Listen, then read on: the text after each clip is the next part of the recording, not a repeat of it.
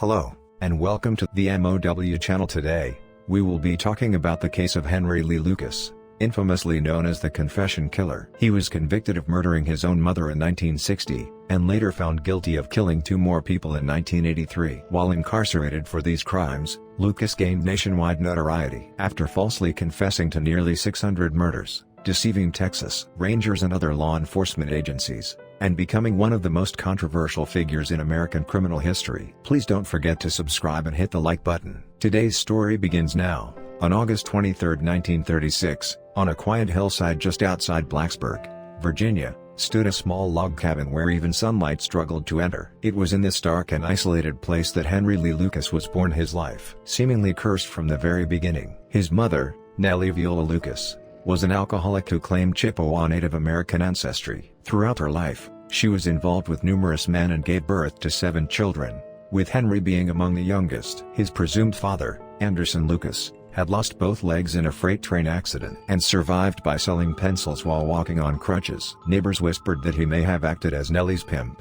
but Henry barely remembered him. Years later, he would say, "My father didn't do anything. He just sold pencils." The home was filled with violence and humiliation. When Nellie was drunk, she openly had sex with strangers in front of her son. If young Henry turned his head or closed his eyes, her hand would strike him like a whip. She believed he needed to watch. "The first thing I remember," Henry later recalled, "was my mother making me watch her in bed with another man.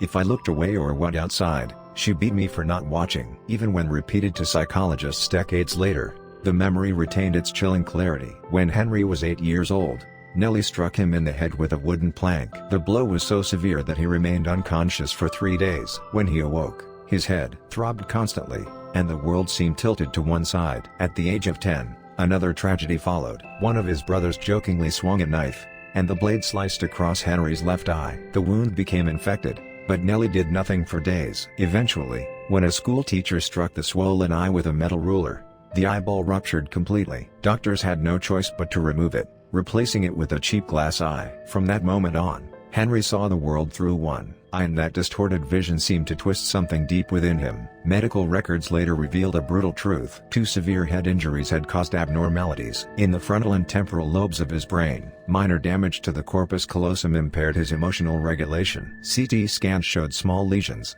though at the time, doctors could not fully understand their implications. One thing, however, was clear: Henry Lee Lucas's brain could no longer process emotions in a normal way. Nellie's abuse was not limited to physical violence. She took pleasure in dressing her son as a girl, putting him in dresses, tying ribbons in his hair, and parading him in public. At times, she even prostituted him while he was dressed that way. Henry endured this humiliation for years. Eventually, teachers reported the situation to the court, and a judge ordered Nellie to stop the cross-dressing, but the damage was already done. "I hated everyone," Henry later admitted. "I hated my whole life. My mother dressed me like a girl, treated me like a dog, beat me, and forced me to do things no child should ever do." Outside the home, there was no refuge. Other children mocked the boy with the glass eye, calling him a monster. They threw stones and hurled insults, and Henry always ran away alone. That rejection fueled his hatred, which gradually expanded to include the entire world. One cold winter night, his father fell asleep on the street and died of pneumonia. After that, Henry dreamed only of escaping. He dropped out of school after the 6th grade and took to the streets of Virginia. By then, his behavior had already crossed disturbing boundaries. He engaged in inappropriate sexual contact with a half-sibling and developed a habit of capturing small animals, performing sexual acts on them, and then strangling them to death. This was not childish curiosity. It was the result of violence and sexual distortion, planted by his mother and allowed to grow unchecked. The boy hated humanity and viewed the world as his enemy. That hatred had not yet turned into blood, but it had already taken root deep inside him. The darkness that began in a single log cabin would follow Henry Lee Lucas throughout his life, ultimately staining countless names in blood. In early spring of 1951, an old bus stop in Lynchburg, Virginia stood desolate, dust swirling in the cold wind. 17-year-old Laura Evelyn Burnley was there, waiting for her usual bus home. She was never seen again. Her family and friends searched desperately, but no trace of her was ever found. More than 3 decades later, in February 1984, Henry Lee Lucas, then incarcerated, suddenly mentioned her name and began to confess. He claimed that when he was 14 years old, he picked up Burnley while she was hitchhiking along a road outside Lynchburg. According to Lucas, The mood inside the car shifted uncomfortably. When she rejected his sexual advances, he became enraged. He wrapped his hands around her neck and continued strangling her until she stopped breathing. He said he buried her body in a dense forest near Harrisburg. "It was pretty scary," Lucas claimed. "The first girl I ever killed. I was 14. I wanted to try sex, but I played too rough. Thinking about my mother made me lose control." This confession, however, was later completely withdrawn and was revealed to be just one of many contradictory statements Lucas would give over the years. Laura Evelyn Burnley's fate remains unknown to this day. The first murder legally confirmed and attributed to Henry Lee Lucas was the killing of his own mother, Nellie Viola Lucas. In late 1959, Henry was living in a small house in Tecumseh, Michigan, with his half-sister Opaletta Jennings. He appeared to be living a relatively stable life. He was engaged to Stella Curtis, a woman he had met through prison correspondence, and was planning a future with her. Just before Christmas, however, Nellie, then 71 years old, suddenly arrived unannounced. Upon seeing her son's fiancée, she immediately scowled. She demanded that Henry return to Blacksburg and support her financially. Henry firmly refused. From that moment on, fierce arguments erupted almost daily. Nellie drank heavily and hurled insults at her son, while Henry's patience slowly eroded. On the evening of January 11, 1960, Henry had already been drinking. Once again, Nellie struck him on the head with a broom. That blow triggered an explosive rage. Henry ran to the kitchen, grabbed a knife, and returned, plunging it into his mother's neck. Blood sprayed as Nellie screamed and collapsed to the floor. Henry stood frozen for a moment, staring at the blood pooling beneath her, then fled the house. When Opal returned home later that night, she found their mother lying on the bedroom floor in a massive pool of blood, her chest still faintly rising and falling. She called for an ambulance immediately, but Nellie died before reaching the hospital. The initial police report ruled the death a heart attack caused by physical assault. After Henry was arrested in Ohio, he claimed self-defense. He told investigators that he had been beaten daily, his body covered in bruises. If he failed to obey his mother, she whipped and punched him. He showed a fresh wound on the back of his head and insisted that the same abuse had happened again that night. The jury and judge did not accept his explanation. Henry Lee Lucas was convicted of second-degree murder and sentenced to up to 40 years in Jackson State Prison, Michigan. Life in prison brought new suffering. Lucas attempted suicide multiple times, slashing his wrists and abdomen with razor blades. Guards who discovered him bleeding rushed him to Ionia State Hospital, a psychiatric facility. There, he underwent repeated electroconvulsive therapy, participated in behavior modification programs, and was administered heavy doses of antidepressants and tranquilizers. Doctors diagnosed him as a severely maladjusted individual, consumed by anxiety and deep inferiority. The treatment was harsh, and both his body and mind deteriorated further. After 4 years in the hospital, Lucas was returned to Jackson Prison. On June 3, 1970, he was released early due to prison overcrowding. He was 34 years old. The murder of his mother remained the most clearly proven act of violence in his life, but it was not an ending, it was a beginning. The fear and hatred Nellie had planted throughout his childhood, and the sensation of holding the knife that night, left permanent scars. Though he was no longer living under his mother's shadow, that shadow had already seeped into his blood, foreshadowing a far darker path ahead. On June 3, 1970, the iron gates of Jackson State Prison opened, and Henry Lee Lucas, now 34 years old, stepped back into the outside world. Released early due to prison overcrowding, he walked out, carrying nothing more than a small bundle of belongings. In the humid Michigan summer air, he had no plans for the future. Survival, one day at a time, was all he knew. Almost immediately after his release, he drifted back into criminal behavior. In December 1971, Lucas spotted a 15-year-old girl on the street and attempted to abduct her at gunpoint. Her screams drew the attention of nearby bystanders,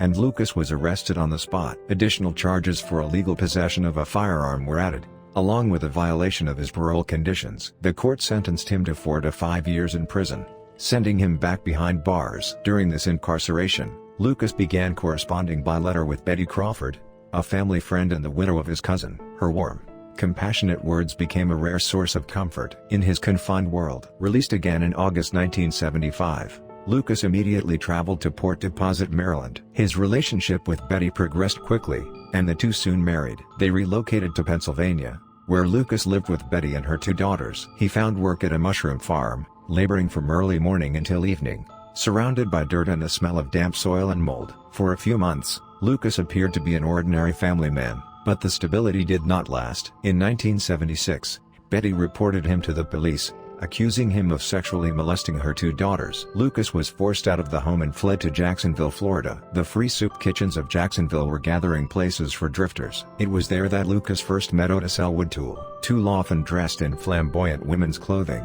drawing attention wherever he went. The 2 men bonded quickly over shared trauma and mutual resentment. In 1978, they moved into the home of Toole's mother. Living there was Toole's niece, Frida Lorraine Becky Powell, an 11-year-old girl with mild intellectual disabilities, who had recently escaped from juvenile detention. The moment Lucas met Becky, he felt an intense attachment. To him, she seemed to embody innocence, something he believed he had lost long ago. Lucas and Toole found work together at a roofing company near Springfield. During the day, they nailed shingles and spread tar under the sun. At night, they drifted through bars. On the surface, their lives appeared relatively stable. Beneath that surface, however, their mobility increased. They drove across state lines, frequently picking up hitchhikers. At first, it appeared to be simple kindness. Soon, the purpose changed. People began to disappear. Lucas and Toole shared this knowledge in private, forming a disturbing bond. Otis Toole's brutality further fueled Lucas's impulses. Toole took pleasure in severely mutilating his victims, and even spoke of burning and consuming parts of their bodies. Their conversations grew darker and more explicit.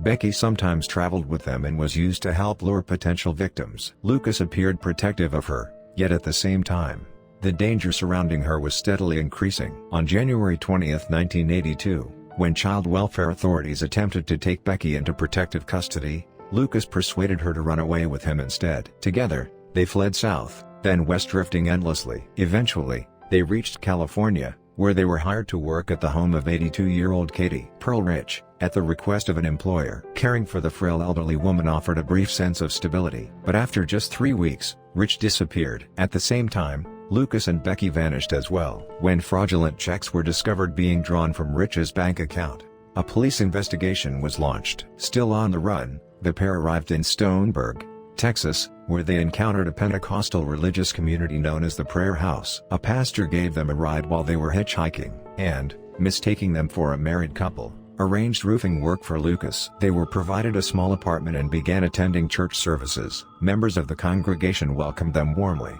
but Becky grew increasingly homesick for Florida and often cried. Arguments between her and Lucas became more frequent. When questioned, Lucas told others that she had left for a truck stop and never returned. This period was the most contradictory phase of Henry Lee Lucas's life. Becky was the emotional center of his world, yet he also felt an overwhelming urge to destroy the very bond that grounded him. His relationship with Otis Toole amplified his violent tendencies, while their transient lifestyle expanded the stage upon which that violence could unfold. The years following Lucas's release were not merely a time of wondering, they were a deadly prelude to something far worse. In that unstable space where moments of normalcy collided with impulses of destruction, Henry Lee Lucas slipped ever deeper into darkness. On June 10, 1983, Henry Lee Lucas was arrested on the side of a road in Bowie County, Texas, for illegal possession of a firearm. Held in a local jail, he remained silent for several days. Then, without warning, he handed a handwritten letter to the sheriff. "I've been killing people for the past 10 years, and nobody believes me. I can't live like this anymore. I even killed the only woman I ever loved." That letter marked the most dangerous turning point of his life. At first,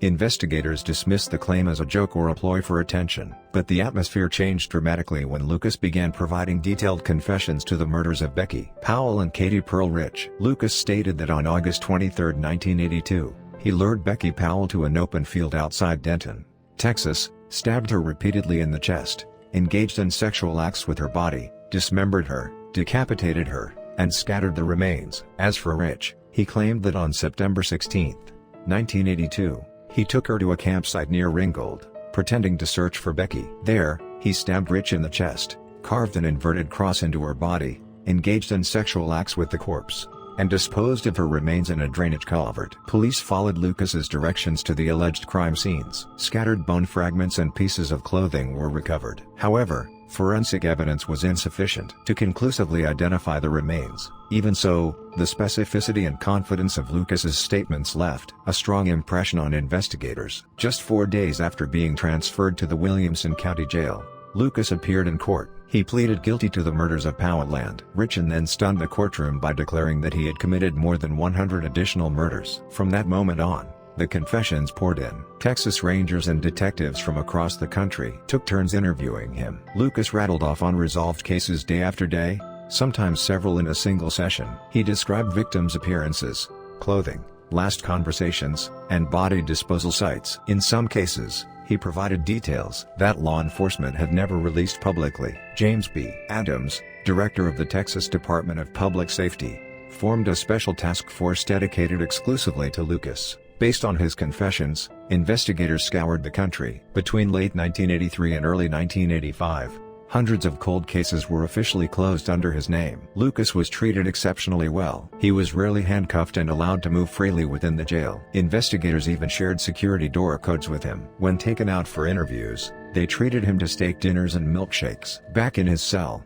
he was given access to television. Lucas reveled in the attention. Eager to keep investigators engaged, he offered more and more confessions. The numbers grew rapidly: 60 victims, then 100, then 200, eventually approaching 600. Yet something about the entire process was disturbingly smooth. Lucas was allowed to review case files freely. Investigators showed him photographs and reports, claiming it would help refresh his memory. Most interviews were not recorded. Information casually mentioned by detectives often resurfaced later in Lucas's confessions. He adjusted his stories based on investigators' reactions, changing locations, revising timelines, or correcting details, like the color of a victim's clothing after the fact. The task force raised few objections. Their priority was clearing cases, not scrutinizing inconsistencies. In April 1985, the Dallas Times-Herald published a bombshell investigation. Reporters arranged Lucas's confessions chronologically and calculated the travel distances required to commit the murders as claimed.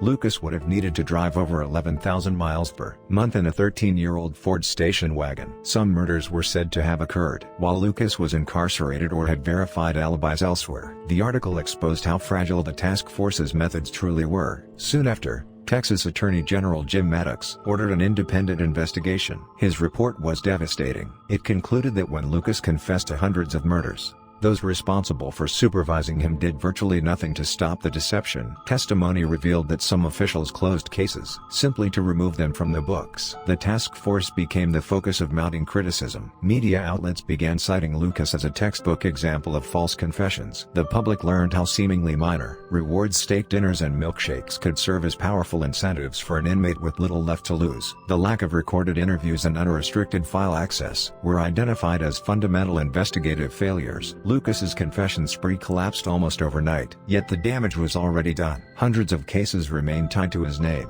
and the stain of that association would not be easily erased. This period marked the most unsettling paradox of Henry Lee Lucas's life. He was celebrated like a hero, then swiftly exposed as a fraud. The task force's zeal fed his vanity, and that vanity ultimately destroyed everything. The flood of confessions did not stop, but the tide had turned toxic, and it began to consume him. Henry Lee Lucas's life in the courtroom began moving toward its final destination in the mid-1980s. In total, he was convicted of 11 murders. The most controversial case involved the discovery of a nude female body in Williamson County, Texas, around Halloween in 1979. The victim had been strangled and was wearing only a pair of orange socks. Because her identity was unknown at the time, she became known simply as Orange Socks. Lucas confessed to the murder and described the motive and details with vivid clarity. The jury believed him, and in 1984, he was sentenced to death for that crime. Over time, however, serious doubts emerged. On the day of the murder, Lucas was documented as working at a roofing job site in Jacksonville, Florida. Time records and co-worker testimony supported his alibi. It was also later confirmed that many details in his confession came directly from case files shown to him by investigators. As a result, his execution was repeatedly delayed. In 1998,